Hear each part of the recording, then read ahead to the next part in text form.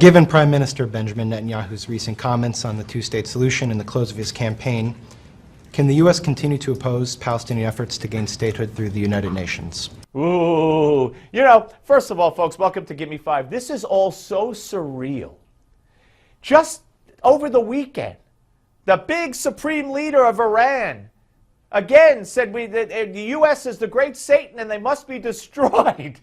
But Benjamin Netanyahu said busing Arabs, said I can't accept the two-state solution. And he is public enemy number one. Not the guy who says we have to be destroyed, but Benjamin Netanyahu, because one's Jewish and one's not. I'm sorry. That's the way it is. Here's more. Well, I had a chance to speak to Prime Minister Netanyahu yesterday, congratulated his party on its victory. I did indicate to him that we continue to believe that a two-state solution is the only way for the long-term security of Israel if it wants to stay both a Jewish state and democratic. I indicated to him that given his statements prior to the election, it is going to be hard to find a path where people are seriously believing that negotiations are possible. So we're evaluating what's taking place.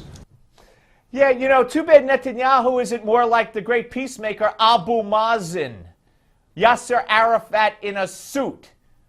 They just dedicated a monument to a murderer who killed 50 Jews in a terrorist attack. That's okay, you see. He's a man of peace. And Hamas, who Israel would have to sit down with, they're sworn to Israel's destruction. That's okay.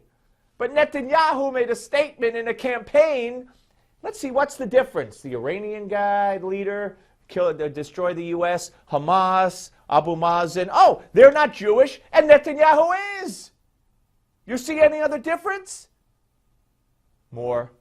We're going to make sure, regardless of disagreements we have on policy, that our military and intelligence cooperation to keep the Israeli people safe continues, and that cooperation also helps the American people stay safe. But we are going to continue to insist that from our point of view, the status quo is unsustainable, and that while taking into complete account Israel's security, we can't just in perpetuity maintain the status quo, expand settlements.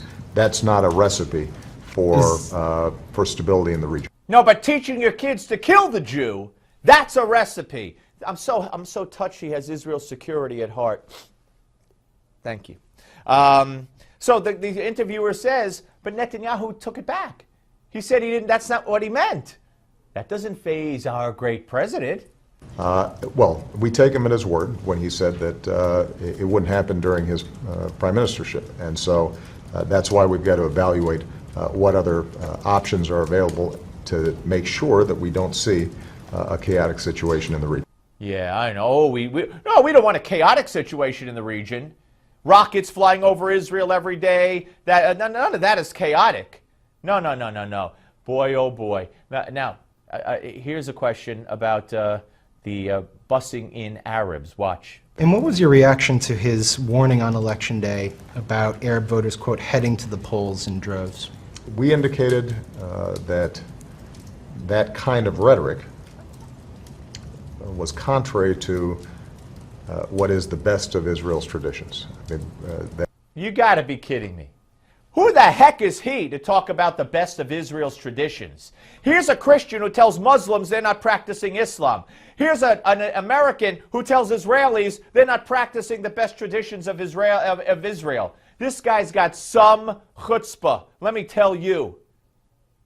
He is a piece of work. So, the Palestinians swearing the destruction of Israel, teaching their kids in school to kill the Jew, hate the Jew, that's okay. But in an election campaign, you say the Arabs are coming out to vote. That's not in the tradition of Israel. That's evil. Something wrong with this picture?